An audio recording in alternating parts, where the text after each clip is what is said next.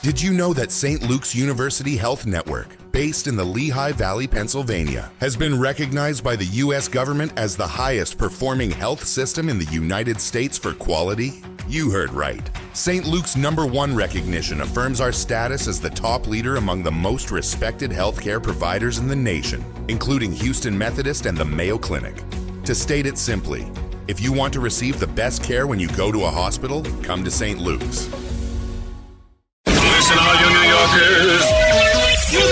Taxi. Okay, we're looking around. This is the 77 WABC minicast. I have an amazing guest teed up. Have him on the Sean Spicer Show from time to time, but I wanted to get him back on this show ASAP because he has a little bit of a 12-alarm fire to share with us. Brand new exclusive polling coming out from Cygnal. And I've told you guys in this past, if you watch the show, these guys are constantly rated as one of the top pollsters in the nation. Regardless of party, because they're accurate, their insights, their analysis is spot on. This time, though, I don't mean to kick off a week with negative information, but Brent Buchanan, the head of Cygnal, gives it to us straight every time. They've got their brand new monthly national voter survey out. Brent, welcome to the show. I normally am excited to break down the numbers for you, but I read ahead. I'm a little concerned about where we are. And I know you're the messenger, so I don't mean you, but you're telling us this national survey shows a lot of change from last month. Yeah, there's been some shifts. They have been more macro political economic or environment, than they have been specific to what's going to happen in the race for Congress. But definitely some warning bells going off that we need to be paying attention to, and that Republicans who are currently in Congress and in the White House need to probably make some course adjustments before the macro environment hits the micro. So in other words, this is going to the doctor and hearing, hey, you're not dead yet, but there are some lifestyle changes you need to make, right? Yeah, you got to quit drinking. We got to cut back on the steaks. Okay. All right. Well, I may let's get to our polling thing. Where is the generic ballot? That's asking when you guys ask this question, would you rather have a Republican or Democrat represent you? Where is that now, and how has that shifted? So it has barely shifted. Last month, we had a Democrat lead of 5.5. For some context, about this point in 2018, which was not a great midterm year for Republicans. It was Trump's first midterm in office. It was at Democrat +7, and it ended up at Democrat +9, and Democrats won a lot of seats and took over Congress, and we got Speaker Nancy Pelosi out of that deal. So we're not there yet. Right. 5.5 last month, 6.1 this month. So, it is creeping in the wrong direction after having been relatively stable prior to March. The Iran war has taken a toll on how people feel about where the country is headed and how they feel about Trump, and it's leaking into this generic ballot. Okay. The big additional question beyond that you guys always ask is what do you think the direction of the country is going? So lay out the question. Where are we now on that? And how has it changed? So the way we ask that question is, generally, would you say things in the United States are headed in the right direction or off on the wrong track? Now, this has not been in positive territory since I've been a pollster. So we have to keep that in mind, too, that this is not an indicator where if it's upside down, whoever's in charge definitely loses. It's really more about the direction and the delta between wrong track and right direction. And this month, we're now at 60% wrong track, 37% right direction. Back in March, before the Iran war started, that was at 55-43. So a whole lot closer. I mean, that's what, a net 13% difference. And now we're at a net 23% difference. And one of the biggest changes that we saw on that question is that people who say that they are strongly Republican dropped a net of 24 points negative in the country direction. So they were plus 85, big super happy about the direction of the country, all the way down to plus 61, which is positive. But we have to keep in mind that this is the base. So the base is starting to believe in just one single month very quickly. I think it's a combination of Iran and inflation, and inflation because of Iran, that we're even seeing the hardest core voters not feel that the country's headed in the right direction. But those voters are still telling us, I'm literally 100% going to vote for the Republican candidate for Congress. But Jimmy, I just want to make sure I'm hearing this. Brent Buchanan, I want to make sure I'm actually hearing this correctly. So last month, 85% of Republicans who consider them strong, hardcore Republicans, the kind of folks that go out there and vote, 85% said, I think the country's kind of going in the wrong direction. I mean, the right direction. I feel good about everything. But now it's 61, meaning about 25% of less Republicans share that view now in 1 month, in 30 days. Well, so it's net. It's subtracting wrong track from right direction. So we always try to look at the nets over time because it's easier to compare. But there's been a large drop-off among these strong Republicans on direction of the country. So, and these are the folks that if you're running in a midterm election, these are your base voters, right? Yep. And they're Trump. And what? Jeez. Oh my God. All right. And then what do they think about Trump favorability wise? Are they still that not just the country, but are they still on board with Donald Trump as president? That's a good question. Let me actually pull that data point up real quick here. So they're still holding strong at 94% favorable of Trump, which is, and they haven't increased at all in unfavorability of Trump. So it's really more, I look at this as a funnel, and how people view the country as the top of the funnel, how they view Donald Trump as the next step of the funnel, how they view the two parties is the third rung and is getting smaller.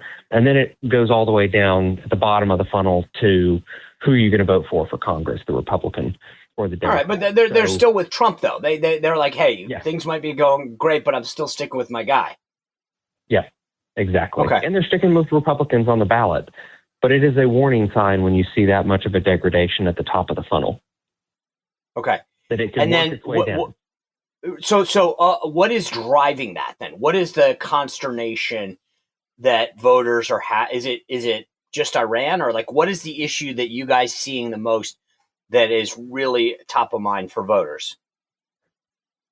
Well, it's inflation, and it's grown pretty drastically in the last few months, even among the strong Republicans. So going back to the beginning of the year to now, it's almost a 10-point increase in concern among the hardest core Republicans about the direction of the country. And overall voters, so all voters, it's gone in March from 19% to 26%. That's a really large increase.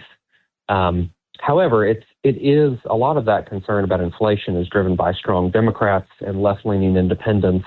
And that group already hates Trump, and they're already energized to go vote. So that's why I say there are warning signs, but not the five-alarm fire right here. We just need to get the fire trucks ready for this, and we're going to have to take a little bit different tact in how we're talking to voters and what we're talking about and the tone we're talking to them in, because we're still 5.5 months away from the election, which is a political eternity. And I will use that phrase, political eternity, probably all the way out until 3 months before the election, because just so much changes, and the people who decide elections really don't tune in until the final 2 months anyways.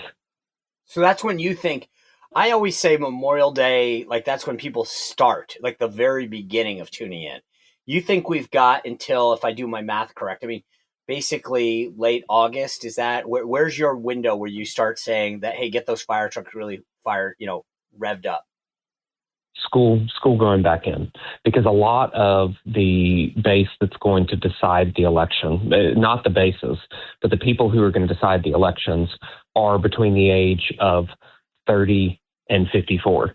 They are parents. They are folks in the formative, on the younger end of that, in the formative parts of their career. They're the people who want to be buying homes and aren't able to right now. So those people will tune in once their kids go back to school in, depending on if you're in the South, early August, to the North, late August, early September. That really is the time frame by which, if we don't have gas, closer to $3 to $3.50 a gallon, preferably $3. And if all these fuel costs have not been able to drop the price, because nobody believes that we're going to deflate. I do focus groups all the time, and when people bring up inflation, nobody says, I want a steak to go back to $4 a steak. They believe that they know that's not going to happen. What they want is the increase to stop. And so if all of this falls into place to where Iran war is over, energy production is increased, and it's had enough time to work through the system to where people are like, oh, okay, well, actually saw a slight decrease in the price of beef. And then that maintains, that will buy us a lot of goodwill as Republicans going into this midterm. But the inverse is true, that if we don't, it will be challenging going into So the what they midterm. really want is stability. They want stability. They want to know what the plan is. I can't tell you how many times, and again, I bring up focus groups because I do so many of them across the country, and getting to hear from real, regular people about how they're feeling on this and what impact it's having. They just want to know what the plan is, and they will give a lot more rope. They will give a lot more grace to Republicans if we would just lay out, here is the plan. Yeah. Obviously, Brent, when you guys look, you're not just looking at, elections are about two sides. You got the Republican side, you got the Democratic side. What is the contrast between how Republicans are viewed versus how Democrats are viewed currently? So we ask Democrats in Congress and Republicans in Congress specifically, just because we want to bias it for that reason. Because when somebody goes to vote for Congress, they're going to vote for one of those two parties for Congress. Okay. And so right now we have Democrats at 53% unfavorable and Republicans at 55% unfavorable. So not a huge difference on unfavorability there. The problem is that Democrats are 42% favorable and Republicans are 39% favorable. So again, talking back to nets, Democrats are net less unfavorable. Republicans are net more unfavorable. And the problem has really been the trend of that. And what we've noticed in the last couple months, kind of going back to March is when the Iran war started, that Democrats have, picked up about a net 6 points on less unfavorable towards them. And Republicans have stayed about the same at negative 17 unfavorable. So, and going back to the generic ballot of you want the Republican or the Democrat for Congress, Democrats have been for the last few months hovering between 49 and 48.5%. So this drop in the generic ballot is actually people who were voting for Republican going to undecided, which means they're still gettable to bring back into the camp. They're not moving to Democrats, but as we always like to triangulate data, one data point doesn't tell a story, but three against each other do. So when we look at this increase in Democrats' image among voters, it's laying the groundwork for where some of those people who went Republican to undecided might go undecided to Democrat. And that's why it's important to get out there, be playing offense, have the plan, contrast against, this is what voting for a Democrat gets you, this is what voting for a Republican gets you. Because right now, voters are really thinking about this in terms of Trump or not Trump. Interesting, because I was talking about this. I do this live political show on weekdays called The Huddle. And I was texting you earlier, we're going to talk about some of your polling. And one of the listeners in our sort of post-game Zoom call that we have on Fridays asked me, what do you think Republican candidates should do? And so I'll pose this to you as the guy with the data and the answers at Cygnal Polling here, which is, I think there's three buckets. Bucket one is, here's what I did for you, right? So if you're a Republican, you're talking about the big, beautiful bill, no tax on tips, all that kind of stuff. Two is you're saying, by the way, the other choice, the Democrats, here's the nutty, crazy stuff they'll do to you. They'll open the borders back up. They'll pack the court. They'll raise your taxes. But then three, that they've also got to add in a mixture of, and here's what I will do for you. So that's my analysis. What is yours? If Republicans in Congress say to you, Brent Buchanan, you guys at Cygnal Polling have gone through all this, like what do we need to do? What do you give them as an answer? That's very similar to the 3 buckets I would give, but I would prioritize them in that order also. The least important thing is what I have done, because voters expect to have voted for you to do something for them. So you can't solely run on here's what I've done, especially when you see these numbers on economic approval and direction of the country going the wrong direction. You can't say here's what I've done, because they're like, well, I don't necessarily know if I want more of that, which is why you have to say what you're going to do next and paint the optimistic future. But if we remember back to the 24 election, every single thing was contrast. Kamala Harris is for they, them, Trump is for you, was the contrast. And we were not at a national crisis of transgender surgeries for prisoners paid by taxpayers. Yet that is exactly what the number one ad spent money on was in the presidential race. So I also think that some of the things that are going to be those contrasts are not really in the conversation yet.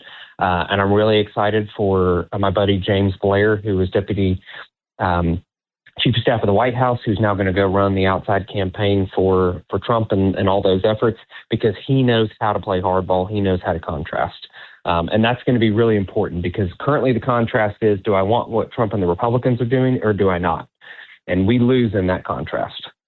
I agree. Yeah, that's interesting, because I try to tell people all the time, like, you pocket these wins. Hey, the border's secure. Okay, what are you doing for me now? Crime is down. What are you doing for me now? You passed no tax and tips. What are you doing for me now? And Republicans can't just rest on what I did, but they've got to come up with an agenda of what I'll do for you.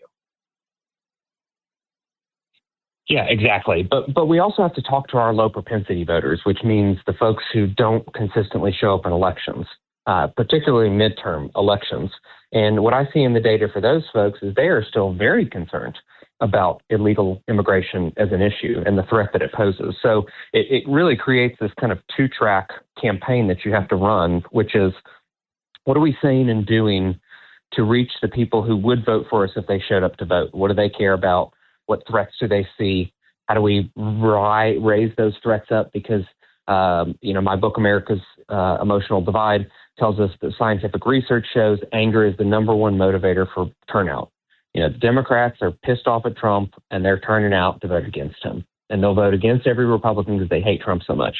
So how do we create that same anger on our side? What are those issues that fire our people up?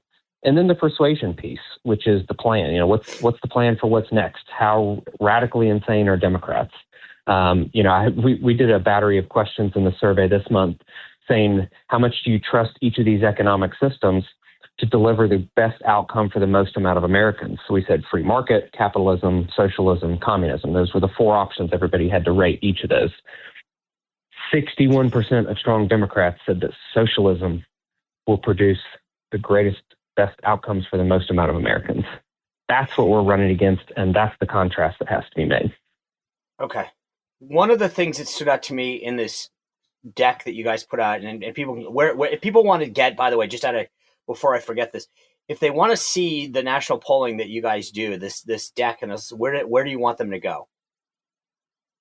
Great question. So our website is cygn.al. No comms, no nets, just cygn.al. And every month we post not just our data, but here's our analysis. And it's a deep analysis. It is like, oh yeah, pages and pages of analysis of what is happening, why is it happening, what needs to be done from here. So if you're a political nerd or just intrigued by what's going on and why it's going on, every month we're, about a little before the middle of the month, we're posting this data. Yeah. So for those of you listening, I know most people spell Signal with a S, but this is Signal with a C, Cygnal. So I just want to make sure anyway, but the one thing that did stand out that I want to just end with is this, because we talk about messaging and how to get voters, but there was a line in your deck that jumped out at me and it frankly scared me. It said, trust in socialism, which is now 34%, nearly matches trust in capitalism nationally among voters 18 to 29. Socialism beats capitalism 55 to 38 among strong Democrats. Brent, This is a problem. Yes. It is a huge problem. But we have to ask ourselves why. Because it's not just that they're Democrats or socialists. Many of them are. That's why Mamdani has, 750 candidates recruited for the Democratic Socialists of America. I hope to God every one of them wins their Democrat primary and loses in the general. But why do those people feel that way? I think there's two reasons. One, our K through 12 schools and our universities have been taken over by progressives and socialists, and Republicans let it happen over the last 50 years. And so now kids who go into that come out one of those, socialists or communists. But two, the capitalistic system isn't working for a large number of people. And so we have to be honest with ourselves and say, what needs to be done to ensure that this system that has made America the most prosperous country on earth of all time continue to do that another 250 years and not fall into the trap that a lot of countries fall into in their couple hundreds of years history, first part of their history. Okay.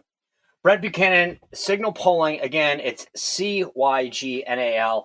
Their national monthly voter polling update is phenomenal. A lot of great information on there if you have more information. Brent, thanks for joining us Sunday. Thanks for being with us. Guys, we will be right back. I'm going to give you an update on redistricting. You're listening to Full Court Press with Sean Spicer on WABC. This is Full Court Press with Sean Spicer on 77 WABC.